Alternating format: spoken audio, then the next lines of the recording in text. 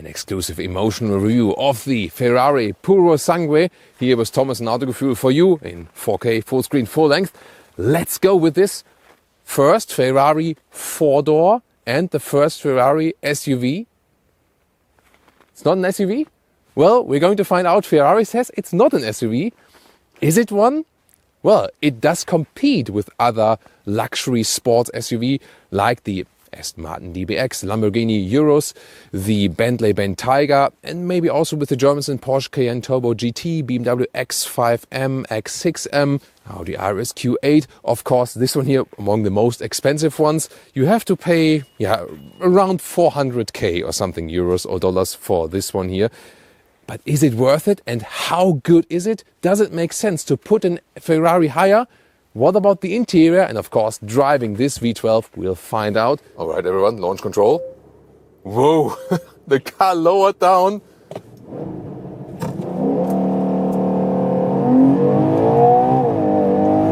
Plop. That was 100 kilometers an hour, 60 miles an hour. Whew. Yeah, that was pure Ferrari. Already blown away. That was pure Ferrari emozione.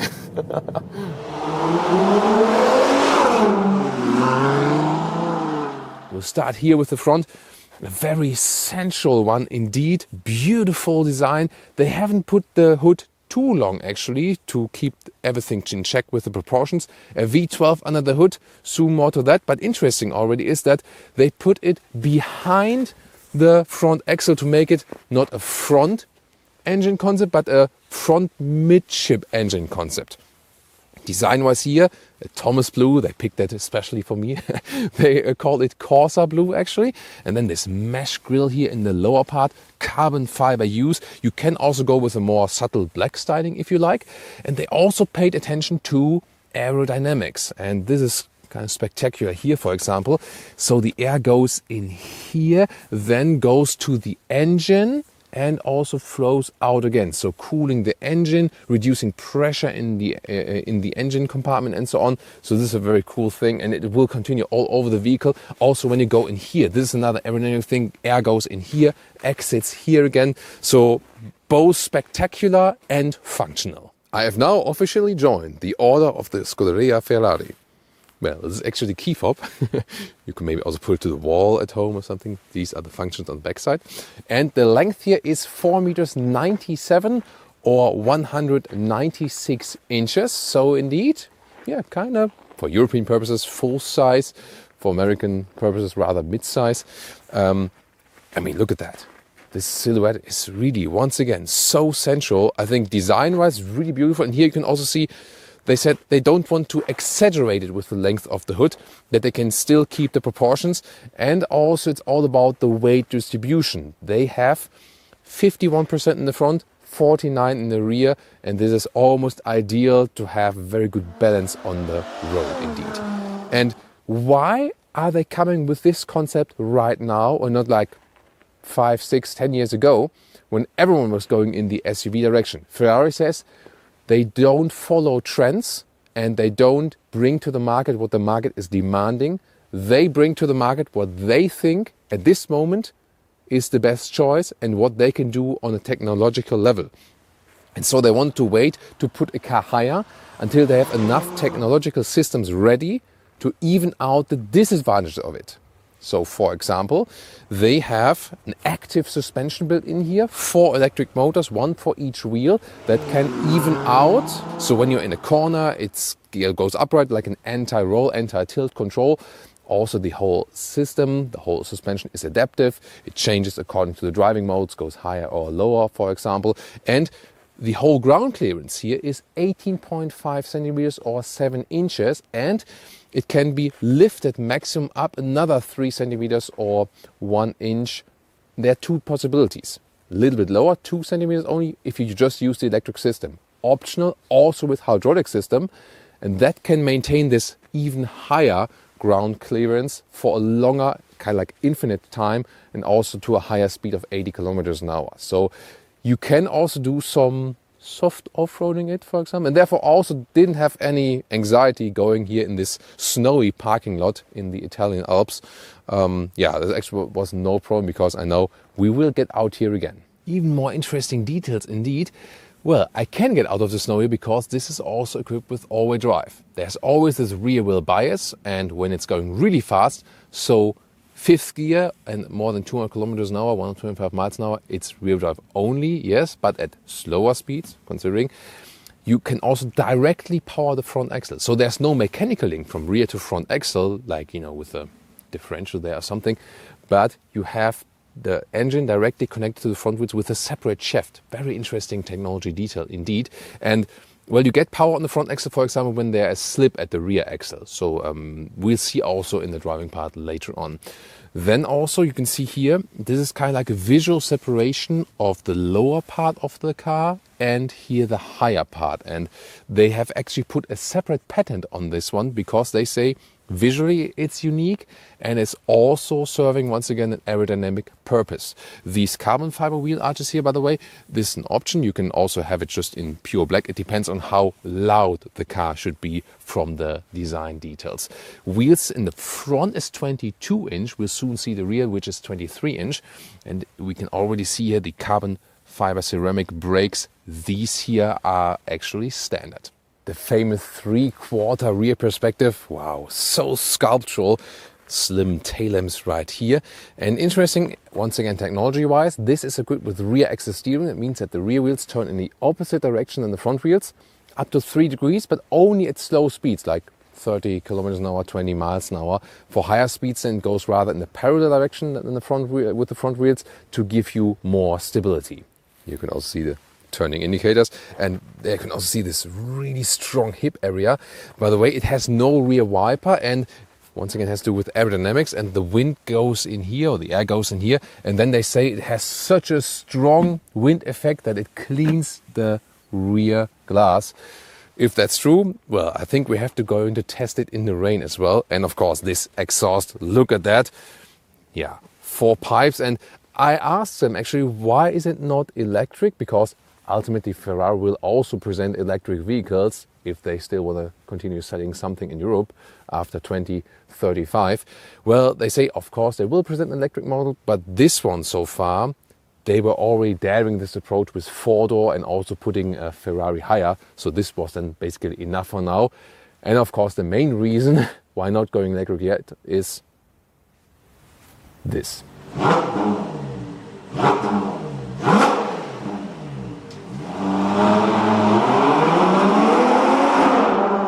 When you see this badge here, especially when you drive around here in Italy, it is a special experience indeed. And it hardly happens, but of course, when you are driving with such a vehicle here, in some countries, and depending on where you drive, you can say, like, I know these are like these snobs driving, and you know, maybe you gain a little bit more hatred or something. But here, driving a Ferrari in Italy, it's really amazing.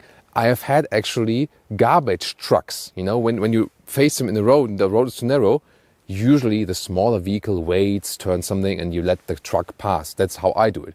But before I could do something, the garbage truck was going reverse and like, come on, come on, come on.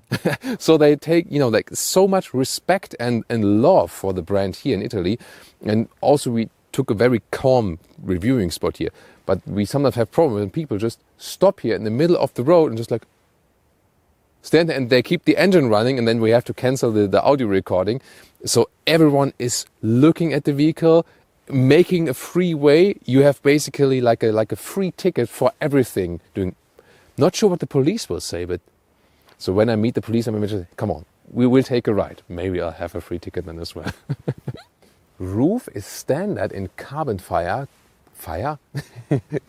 Roof is in carbon fiber, of course, as standard, but it's still painted black then. Interesting. But I asked them, and by specific order, you can maybe also get the carbon fiber look, but it's actually, you know, not intended.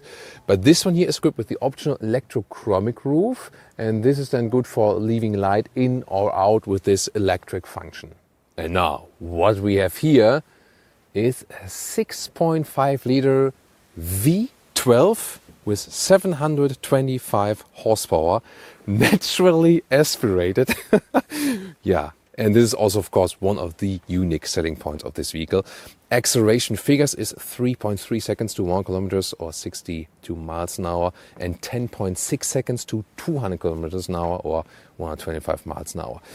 There are hardly any vehicles that are quicker than this one, and also if you think like, performance luxury SUVs. Yeah, that one is quicker indeed. Yeah, but Ferrari will also go electric at some point, but that's not the point of this car. This is here about all the emozioni that you have with this one here, and yeah, visually definitely already a beauty. More super interesting features and first timers for Ferrari to follow now in the interior. Then here the front door, you open just like this, the manual thing, but also first time for Ferrari is they offer a soft close right here. And you can also see frameless windows here with dual insulation glass, and the front door from the inside here, once again, you have carbon fiber use and some microfiber then here in the lower part. First look at this cockpit here with the steering wheel, big shifting pedals here that are attached to the column behind it. Standard Ferrari. Start-stop engine is here in the front and also illuminated. I would have preferred a real physical start-stop button, I have to say. But before we continue with more deals in the front, let me show you one of the highlights of the vehicle. These are the special doors. Look at that. First of all, there's the manual function. When I just pull it shortly, suicide doors, and then I manually move them, but with the help of an electric motor, so it's not too heavy. Once again, also soft close for the rear doors. And when I pull it a little bit longer, then there's the fully electric opening like this. Show effect. Wow. And why did they do that? They attached it here at the rear that you can access the rear easier. At the same time, a lot of suicide door cars, they have no B-pillar. This one does have one for stability reasons, because they say the sportiness and rigidity of the vehicle, that's more important to us than anything else. No special show effect. Yeah, it is also still a show effect, no doubt. And once again, the advantage is that you can easier access the rear. Two single seat setup. The question is, do I also... You want to see it first? Yeah, there we go. Single seat setup for the rear. Split in the middle then. You have the window controls there in the middle, for example, and also individual electric control right here. And is it really to get in the rear here with the suicide doors now? Let me see. Yeah, it's actually quite good. Of course, this area is also quite cramped, and yeah, this Ferrari is suitable for 4 tall adults indeed. So this is the seat I would be driving with 189 or 6'2", and this leaves some legroom. And headroom wise, yeah, to the side it gets close, but it works actually. It works, yeah. The seating comfort, the seat itself is really stiff actually. You can move it back a little bit or adjust the angle. That's also possible. So, or you can move a little bit forward, then you can put it a little bit more like this. Electric motors are kind of loud, but yeah, overall I would say space-wise it fits easily. Is it super comfortable? Yeah, I think the seating surface is kind of stiff. It will be better when you have the standard Alcantara equipment. Because also for the front seat here, standard would be that you have Alcantara in the middle, and that is a special new Alcantara which also has 2/3 of recycling share, so already going in this direction. And Ferrari is also working on a completely animal-free interior, but not possible at least yet. Seating in the front, it is of course sporty as you would expect from Ferrari, then of course a little bit higher, and I think a lot of Ferrari customers will be interested in that because it just gives you more comfort. At the same time, the technology features even out then the disadvantages of putting the car higher. So indeed, it is the most comfortable Ferrari indeed. However, the seating surface is still kind of stiff, so you get this sportiness feeling.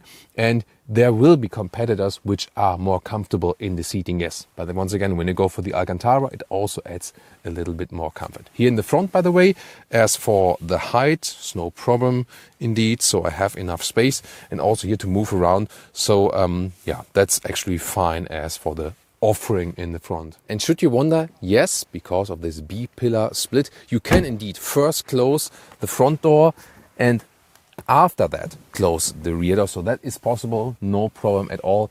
You will not break the car with this. There we go. Goodbye. Wait, we're not finished yet. Interior cockpit overview. Wow, look at that. And they have also unique solutions for that. For example, you see there's no middle screen. You have the screen here as digital instruments, and also for CarPlay and Android Auto. Soon going to show you that indeed. Then the steering wheel here, very sporty control, the huge pedals. Turning indicators are on the steering wheel here. And then here you have the drive mode selector, soon going in depth on that. And on the middle part here, there is a unit you can fold out, and then you actually control the climate. And the screen is actually then here on the right side. This is a touch screen for the passenger. From my driver's view, I cannot see it when you have like this angle view to it. But here from the front, then you can probably see it as a passenger, and it mirrors everything, and you can also have your own control center then as a passenger. Here, detail look here at this unit that goes up. It's very interesting, right? Unit in, unit out. Homer Simpson style.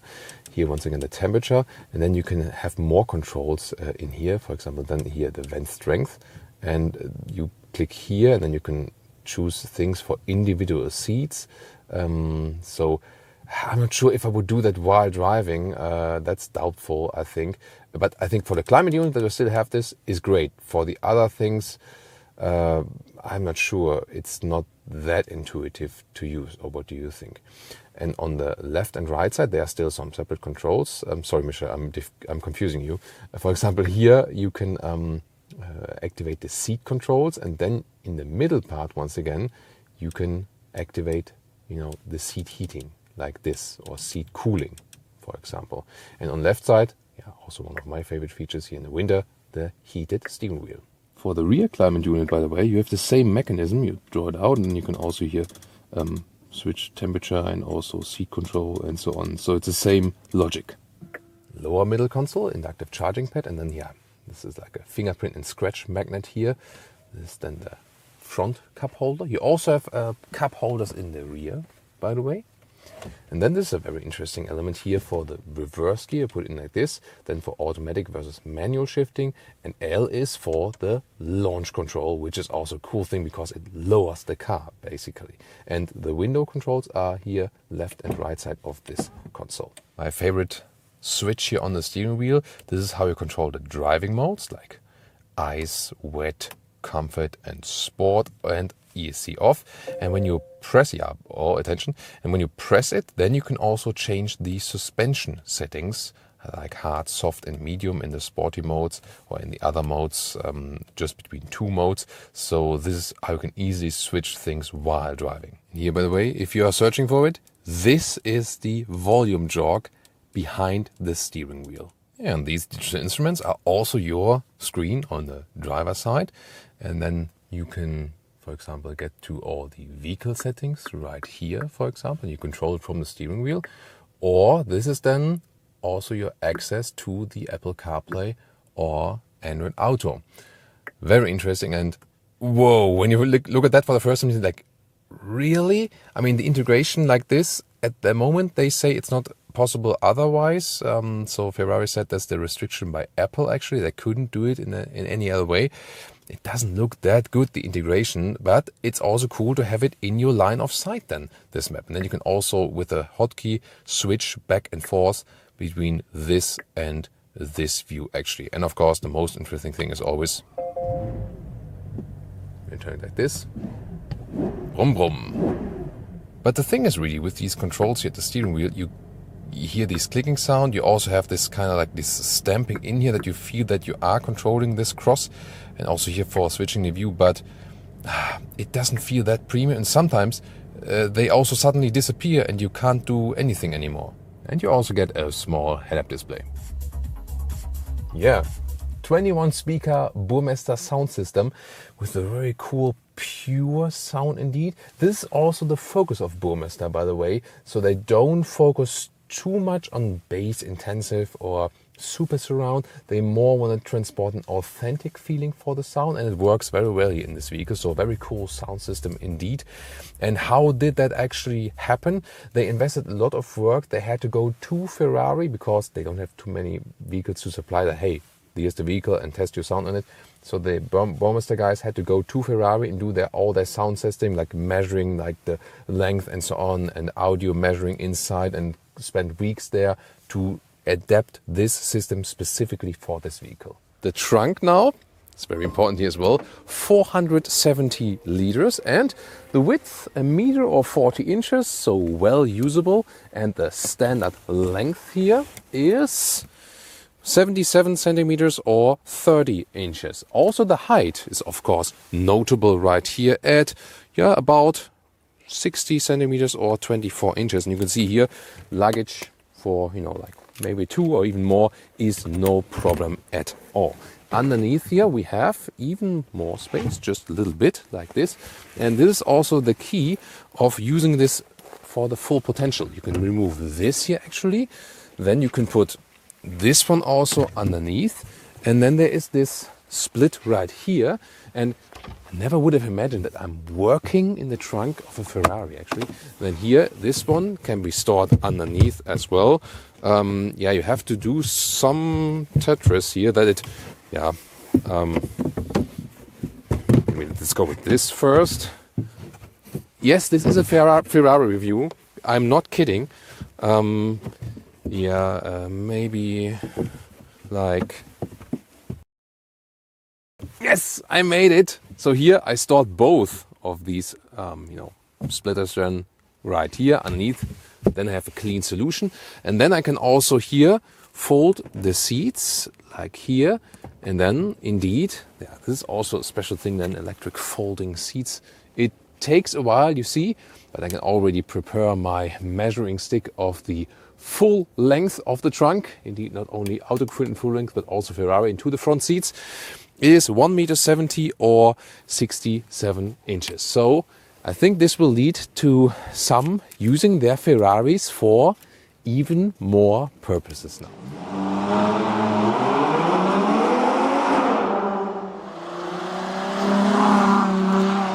Alright guys, Ferrari Purosangue means like from a horse, pure blood. That's the meaning for that. And let's boot to the sports mode and use this shifting pedal here. And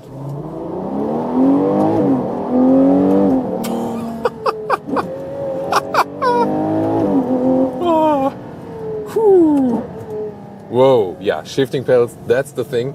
You maybe also see here the red line indicator and top of the steering wheel, definitely Formula 1 alike.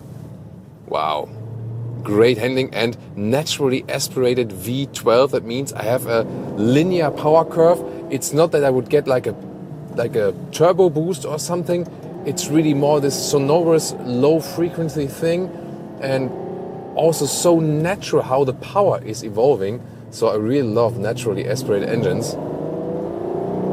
And even if you're maybe in a higher gear or something, it's just a beautiful acceleration experience indeed, because again it doesn't feel like this turbo explosive thing.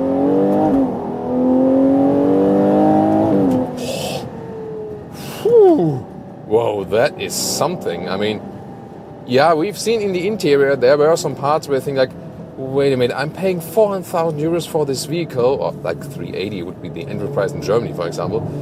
And I can maybe like individualize it for another 120k, so maybe 500,000 if you pay the most expensive one. And then you have something that is like this high gloss back there, really? But then this one here, yeah, this is what is making up for it. So when you want to get such a vehicle, it's not that you would buy the best car, and it's not that you would buy perfection. You buy this here. And just when you shift down, yeah, you immediately are in a, maybe in a racing game or in Formula 1 yourself. So yeah, these genes are really transported, and also here to the Purosangue. And one of the main factors here is, or main questions, is it an SUV or not? And yeah, you sit higher, definitely, and when you put it here to comfort mode, and also when you are in a higher gear or something, it can be a very relaxing vehicle, you know? So you wouldn't expect that, actually. So the suspension is surprisingly comfortable, especially in the comfort mode. It's really relaxing and silent, so it can also be something for travels, for example. But as soon as you shift down and maybe go to the sports mode, you can let it all out and it becomes a completely different vehicle indeed. Steering is pretty precise, actually. From a Ferrari, I would actually expect a little bit more resistance, so that it feels a little bit racier. I would actually wish for a little bit more resistance here when I turn, but overall very well to control, and it has a great size, you have a great grip, so you feel very much in control of that vehicle. And by the way, if you want no one to interfere with your shifting, I mean, you can always use the shifting pedals also in the auto mode, but when I go back here to the M mode, then it's really totally up to me, and there's also no upshifting from the vehicle or so, and I can keep it easier also than in the lower gears. Wow. Yeah, this is really an amazing experience, and to me the most surprising thing is actually how smooth the car is, actually. So this was the thing actually that Michael Schumacher brought to Ferrari, that he actually said that a softer suspension setup is in many cases the better and even the racier choice. So when you think about, you know, customization and tuning, it's always like, yeah, make that car sportier, put that super stiff suspension in there, and that's so cool racing, and everyone driving like bop, bop, bop, bop, bop. But that's not even good for all racetracks. Also, for example, for Nürburgring Nordschleife, because of the height difference, topography changes, it's actually better when a suspension is softer and can adapt. It's a very interesting fact. And here you can make it also stiffer. You know, when you press it here, then you can switch, for example, here in sport mode, medium, soft and hard. There are significant differences indeed. So here, for example, in hard now, the road is quite even. Let's put directly to soft. Then we feel that the car is just a little bit smoother, but more you feel it when you drive over bumps. But in all settings, actually, the car is surprisingly comfortable. I think it's the right choice for this vehicle to make it the most comfortable Ferrari. That's why people would actually take this one over the super sports cars. At the same time, you get this typical Ferrari sound and the supercar experience, and although it is higher, it does not lean to the sides, so this active suspension with the individual electric motors keep the car upright, so you don't have this leaning effect into the corners. And that's not only a sporty thing, but also actually something, beautiful accelerating out, but also something for comfort, because also, you know, your co-drivers, you're right? Yeah, Michel's that cool. It's like always like on the racetrack somewhere, 250 kilometers on it, like he's like, yo, what's up, guys? He's also called Iron Stomach, Michel.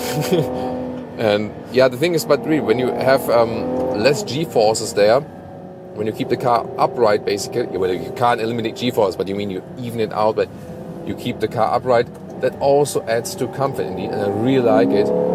So the smoothness of the drive is so awesome. I really love that. So actually two things, the smoothness of the ride and also the naturally aspirated engine. If it's now a 12-cylinder or not, that wouldn't be the most important thing to me, you know. It can also be an 8-cylinder, maybe even a 6-cylinder, I don't know. That wouldn't be the crucial thing, you know. I don't feel I have to, you know, show off to my friends by the cylinder count I have. Cool thing is that you have power and you have this naturally aspirated power curve with, whoa! Wow! How did that come? Where did that come from actually? That must have been like a hidden icy spot on the road, right? I mean, I didn't even accelerate.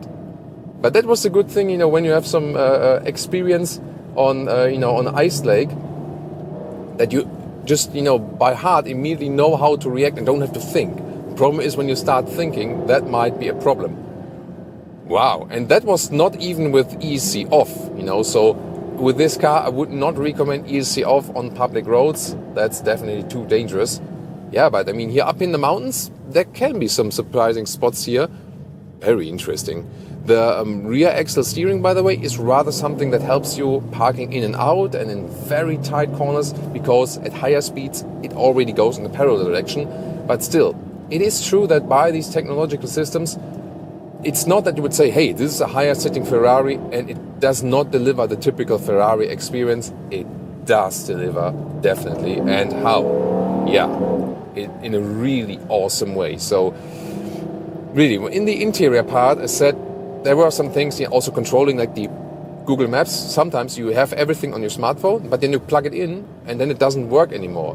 And it has no backup. It doesn't have a car internal GPS, which is to me a good decision actually, because they say Google and Apple are better anyway, and that's true. More manufacturers should do it. But somehow, I don't know, sometimes the software doesn't really catch up then, and I don't know, when you connect it, then the route guidance is gone. So you can criticize something in the build quality and so on, considering that price and so on, but the thing is you still get is that super unique driving experience, and that is something that also sets it apart from the competition. So there might be some competitors which are maybe like better on paper, or maybe even quicker, or have this better, this better, this better, and they're also all unique. These luxury brands are also the top sporty products from the premium brands.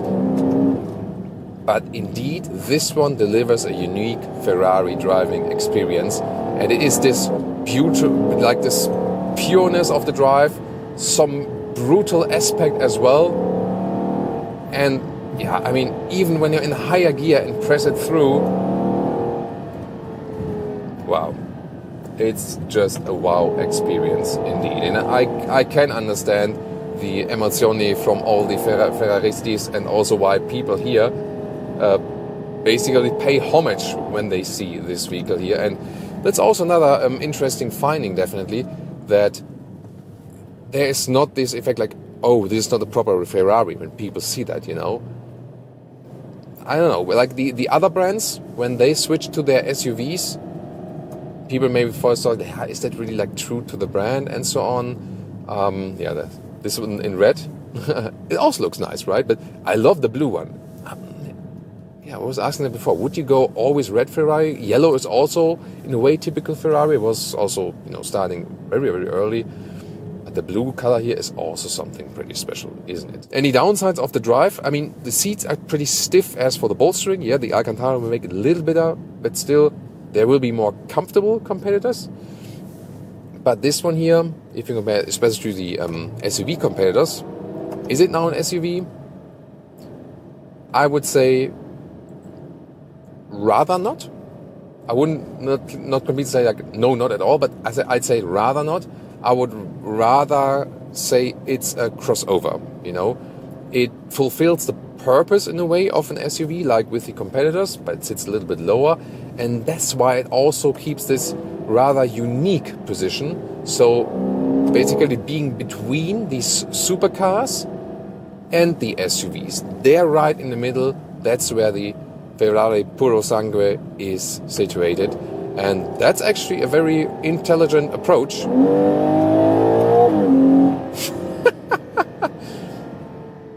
Sorry about that. Yeah, but I think this is the kind of review where you don't have to be sorry for that. Definitely also tune in to one of the competitors like the Lamborghini Urus and the Bentley Bentayga.